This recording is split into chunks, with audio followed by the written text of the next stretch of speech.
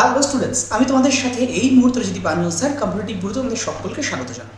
আমি বেশ কয়েকদিন আগে আইডিও নিয়ে যে ভিডিওগুলো করেছিলাম সেখানে তোমাদের কাছ থেকে রিকোয়েস্ট এসছে, স্যার আইডিও এক্সাম দিতে গেলে কোন কোন যোগ্যতা লাগে, এক্সাম প্যাটার্ন কী স্যার, ইঞ্জিনিয়ারিং কি ম্যান্ডেটারি আইডিওর এক্সামের বসার জন্য, সিলেবাস কত স্যার, স্যালারি কত, এজ লিমিট কত, বারবার প্রশ্নগুলো এসছে। চলো আজকে সেই সমস্ত প্রশ্ন নিরসন করবো তোমাদেরকে এই ভিডিওটা, যদি তাই কেউ স্কিপ করো না, মন দিয়ে দেখে নাও সকলে।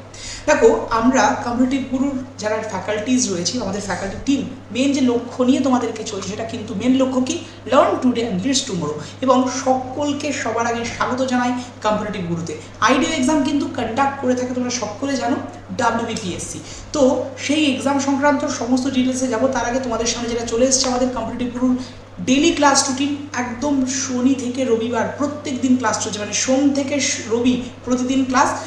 আমাদের এখানে আপাতত বিকেল 4:15 মানে RRBর ক্লাস, মানে রেলওয়ের ক্লাস। রেলওয়ে মানে তার মধ্যে কিন্তু গ্রুপ ডি থেকে শুরু করে সমস্ত কিছু ইনক্লুডেড, তার সাথে NTPC গ্র্যাজুয়েট, আন্ডার গ্র্যাজুয়েট এবং LPর এক্সামও এখানে প্রিপারেশন দেওয়ানো হচ্ছে।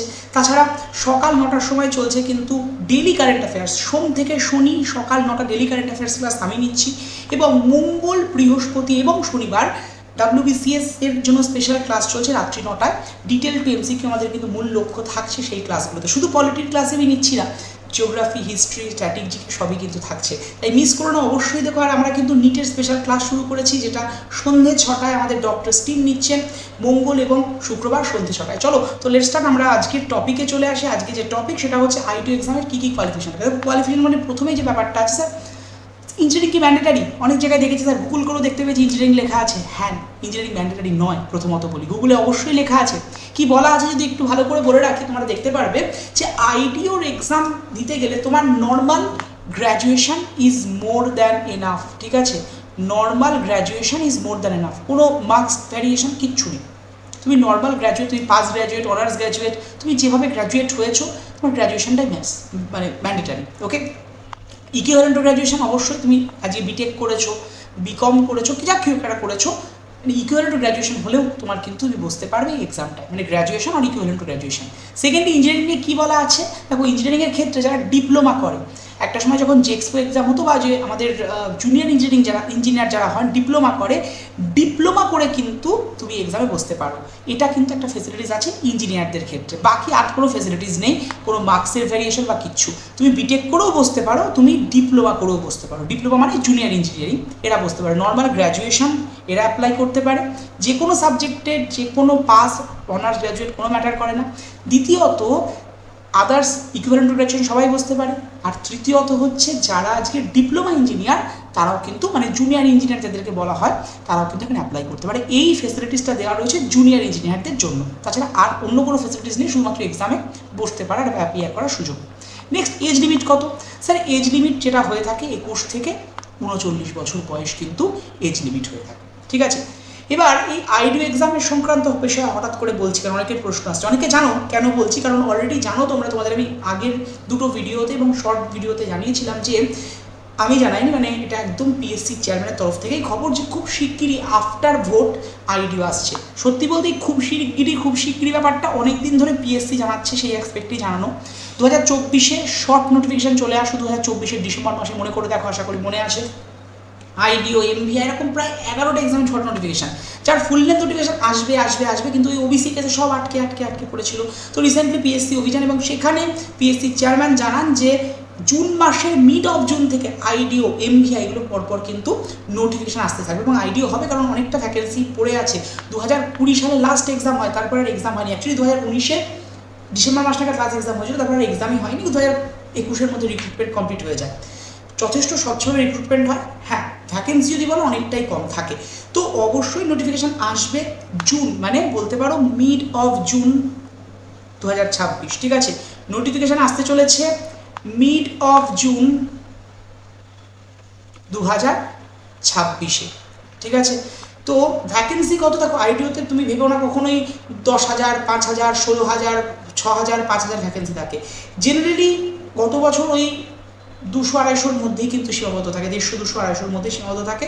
কিন্তু এক্সামটা যেহেতু সিঙ্গেল টায়ার এক্সাম, মানে আইডিও MVI বোথ, আমি এই কারণে দুটো লিখেছি, সিঙ্গেল টায়ার এক্সাম, অর্থাৎ শুধুমাত্র তুমি প্রথম পরীক্ষাটা দেবে, কোনো মেন্স এক্সাম নেই, কিন্তু অফিসার লেভেলের এক্সাম। তারপরে তোমাকে পার্সোনালিটি টেস্ট দিলে যদি তুমি দুটোতেই পাস করে যাও, তুমি অবশ্যইভাবে তোমার ফাইনাল লিস্টে নাম্বার তুমি চাকরি পাবে। স্যালারি কত স্যার প্রথমত মনে হচ্ছে? দেখো, আমরা জানি যে অলরেডি 7th পে কমিশনের অ্যাসপেক্ট যদি আমি বলি, তাহলে এটা কিন্তু পে লেভেল 10-এর আন্ডারে পড়ে। আগে আর এটা ছিল হচ্ছে পে লেভেল 9-এর আন্ডারে, বাট এখন এটা লেভেল 10-এর আন্ডারে পড়ছে। দ্বিতীয়ত যদি বলা যায় যে এই আইডিওর ক্ষেত্রে একটা ব্যাপার এসছে যে আইডিও তোমাদের স্যালারিটা যেটা জেনারেলি 2000 তোমার 26-এর অ্যাসপেক্টে বলতে পারা যায় যে বেসিক পে কত হবে। দেখো, এক্ষেত্রে বেসিক পে হবে 32,100 টাকা।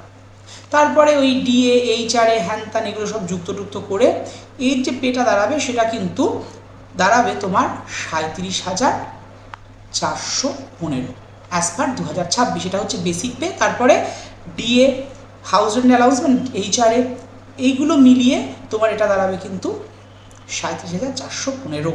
ঠিক আছে, এটা কিন্তু লেভেল 10-এর আন্ডারে রিসেন্টলি পড়ছে আফটার ওই 7th পে কমিশনের অ্যাসপেক্টে যদি দেখা যায়। ঠিক আছে, তো এটা হচ্ছে ব্যাপার। যথেষ্ট লিউকারেটিভ স্যালারিটা ইনহ্যান্ড মানে পাবে না, এরপর সাথে তোমার অবশ্যই মানে প্রভিডেন্ট ফান্ড টান্ডগুলো, পিএফ টিএফগুলো কেটে একটা স্যালারি তুমি হলো ধর তুমি কীভাবে পিএফ কাটাবে তার উপরে ডিপেন্ড করছে। ইনহ্যান্ড তুমি মোটামুটিভাবে এক্সপেক্ট করতে পারোই যে 34-35 হাজার টাকা ইনহ্যান্ড স্যালারি পাবে একদম ফার্স্টে ঢুকি, তারপরে তো ইনক্রিজ হতেই থাকবে, যেটা হয়ে থাকে আর কি। আচ্ছা, এবার চলে আসি এক্সাম প্যাটার্ন কিরকম। দেখো, এক্সাম প্যাটার্ন একদম বেসিক, এখানে ইংলিশ জেনারেলি নেই। এবার এই যে নেই বললাম না, গত বছর মানে তুমি লাস্ট ইয়ারে যে এক্সামটা হয়েছিল 2019 সালে, সেখানে দেখবে ইংলিশ থেকেও 2-3টে প্রশ্ন দিয়ে দিয়েছে। তাই প্রিপারেশান বলতে পারো নর্মালি ভাবতে হবে।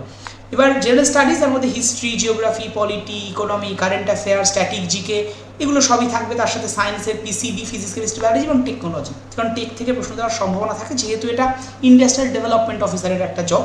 এবং তার সাথে একটা স্পেশাল জিনিস যুক্ত থাকে, সেটা হচ্ছে ইন্ডাস্ট্রিয়াল ডেভেলপমেন্ট, আইডি সংক্রান্ত বিষয়। আমি তোমাদেরকে এই চ্যানেলে আইডিওর এক্সামের আগে পরে দিয়ে বেশ কতগুলো আইডির ক্লাস নেব, এটুকু তোদের বলে রাখছি। যদি চাস আমি শুরু করে দেবো কিছুদিনের মধ্যে, কিন্তু সময়ের যেহেতু অভাব আছে সেই কারণে এক্ষুনি তো আমি কথা দিতে পারছি না। এই সব মিলিয়ে 75টা প্রশ্ন, 75 মার্কস রয়েছে, 1 মার্কস করে একটা কোশ্চেন ক্যারি ফরওয়ার্ড করে। নেক্সট হচ্ছে জেনারেল মেন্টাল অ্যাবিলিটি, মানে যার মধ্যে ম্যাথমেটিক, অ্যারিথমেটিকও পড়ে, দিয়ে 25 মার্কস। তবে ইংলিশ অফিসিয়ালি নেই, কিন্তু গত বছর এক্সামে ইংলিশ কিন্তু 2-4টে প্রশ্ন দিয়েছিল ওই জেনারেল স্টাডিজের মধ্যে, ওটাকে ইনক্লুড করে কাইন্ড অফ। Total marks 100।